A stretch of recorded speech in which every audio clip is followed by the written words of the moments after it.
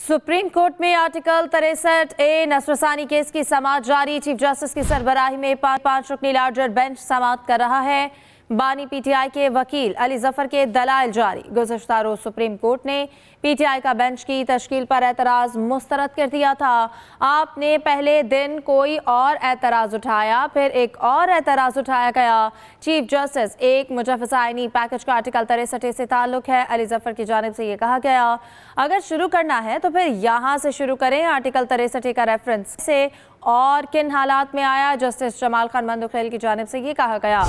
ये भी बताएं फिर उस वक्त नीयत क्या थी। जस्टिस जमाल खान मंदुखेल की जानिब से इस्तफसार किया गया, ऐसी सियासी बातें ना करें जिसके सबब अखबारों में सुर्खियां लग जाएं। चीफ जस्टिस की जानिब से कहा गया कि अखबारात में कहा गया 25 अक्टूबर तक तरमीम ज़रूरी है। अली जफर की जानिब से कहा गया कि हम ये मामला रिकॉर्ड पर ही लाएंगे। पाकिस्तान हुकूमती सियासी जमातों की ख्वाहिश है कि आईनी तरमीम लेकर आएंगे। अली जफर की जानिब से कहा गया, बताएं आइन में ख्वाहिश का कहाँ जिक्र है। चीफ जस्टिस की जानिब से पूछा गया, पाकिस्तान पीटीआई अदालती कार्रवाई से अलग हो चुकी है। और अली जफर की जानिब से यह भी कहा गया कि यह अफसोसनाक है कि हम आपको सुनना चाहते थे। चीफ जस्टिस की जानिब से ये कहा गया, आपको अपडेट कर रहे हैं कि चीफ जस्टिस की जानिब से कहा गया कि ऐसी बातें ना करें जिसके सबब अखबारों में सुर्खियां लग जाएं। जिस पर अली जफर की जानिब से ये कहा गया कि अखबारात में कहा गया 25 अक्टूबर तक तरमीम ज़रूरी है।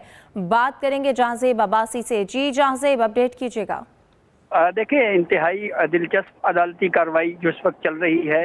पाकिस्तान तहरीक इंसाफ के वकील अली जफर जो बेंच के ऊपर एतराज़ कर रहे थे, उन्हीं एडवोकेट अली जफर को सुप्रीम कोर्ट ऑफ पाकिस्तान ने अदालती मावन मुकर्रर कर दिया है, जब उन्होंने कहा कि पाकिस्तान तहरीक इंसाफ इस केस में खुद को अलग कर रही है। तो इस पर चीफ जस्टिस काजी फाइज ईसा ने कहा कि हम आपकी एक्सपर्टीज़ का फ़ायदा उठाना चाहते हैं, क्या हम आपको इस केस में अदालती मावन मुकर्रर कर सकते हैं।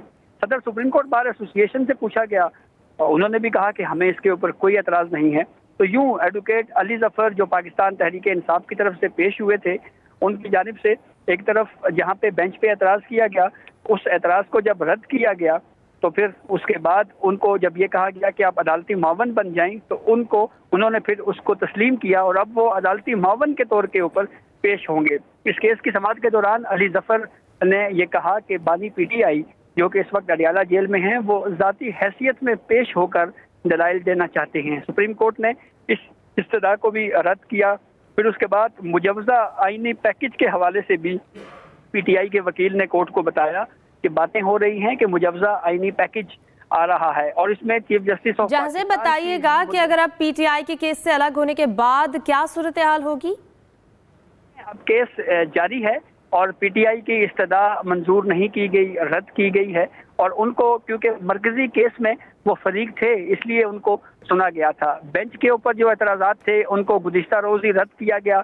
आज बानी पीटीआई को ज़ाती हैसियत में तलब करने के हवाले से पेश होकर बात करने की इजाज़त तलब करने की दरख्वास्त भी जब रद्द हुई, तो जब उन्होंने अदालती कार्रवाई से खुद को अलग किया तो कोर्ट ने कहा कि हम प्रोसीडिंग को जारी रख रहे हैं, क्योंकि ये बुनियादी तौर पर जो रिव्यू है इस वक्त वो सुप्रीम कोर्ट बार एसोसिएशन का है और उसके ऊपर अब दलाइल आगे बढ़ रहे हैं। और अब आज या मुमकिन तौर के ऊपर कल तक इस केस की समाअत मुकम्मल हो जाएगी और फिर एक शॉर्ट ऑर्डर जारी हो जाएगा। जी बहुत शुक्रिया जहांज़ेब अब्बासी, आपने हमें तफसीलन आगाह किया।